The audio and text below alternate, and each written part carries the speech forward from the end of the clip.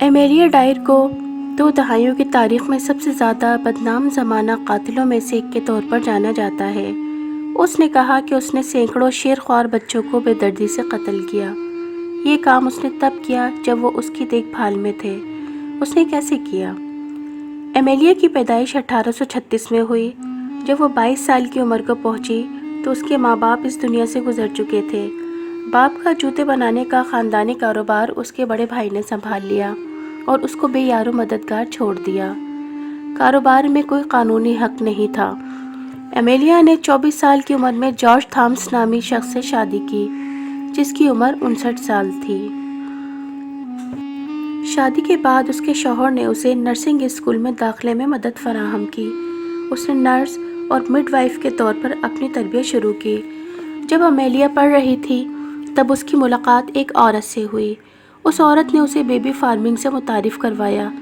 Baby farming ایک شیرخوار بچے یا بچی کو اپنی تحویل میں لینے کا عمل ہے۔ بیبی فارمنگ وکٹوریہ کے دور کے آخر میں متعارف ہوا۔ اپنے بچے کو نرس کے سپرد کر دیا جاتا تھا جو اس کی دیکھ بھال کرتی تھی اور اس کے بدلے میں قسطوں میں یا پھر ایک ساتھ رقم ادا کر دی جاتی تھی۔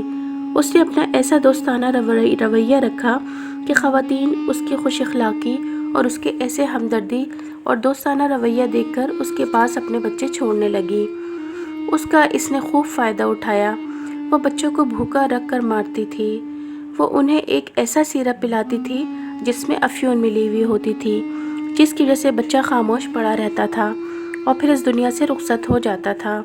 ایمیلیا لاش کا معائنہ کرنے کے لیے ڈاکٹر کے پاس لے جاتی۔ ڈاکٹروں کو اس کی دیکھ بھال کے دوران مرنے والے بچوں کی تعداد میں اضافے پر شک ہو گیا، جس پر وہ دوسرے شہر چلی گئی۔ جس شہر یا قصبے میں جاتی، اپنی شناخت چھپانے کے لیے اپنا نام بدل لیتی تھی۔ 1879 میں ایک ڈاکٹر کو اس نے بچے کی موت کی تصدیق کے لیے بلایا تھا۔ بچے کی تصدیق کرنے کے بعد ڈاکٹر کو شک ہو گیا۔ اس سے تفتیش کی گئی جس میں اس کا جرم ثابت ہوا۔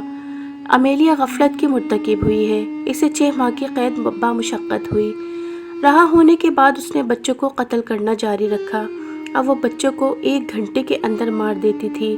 شیرخوار بچوں کے گلے میں ایک سفید رنگ کی ڈوری لپیٹ کر ان کا گلا گھونٹتی تھی۔ جب بچے تکلیف سے ہاتھ پاؤں ہلاتے زندہ رہنے کی کوشش میں تو وہ یہ سب دیکھ کر خوش ہوتی۔ اذیت ناک موت کے بعد وہ بچوں کو کاغذ یا کپڑے میں لپیٹ کر دبا دیتی تھی یا دریائے ٹیمز میں پتھر باندھ کر ڈبو دیتی تھی۔ اس دریا پر کام کرنے والے مزدوروں کو محسوس ہوا کہ پانی کے اندر کچھ موجود ہے۔ جب انہوں نے اسے نکالا تو اس میں بچہ اور بچی کی لاشیں تھیں۔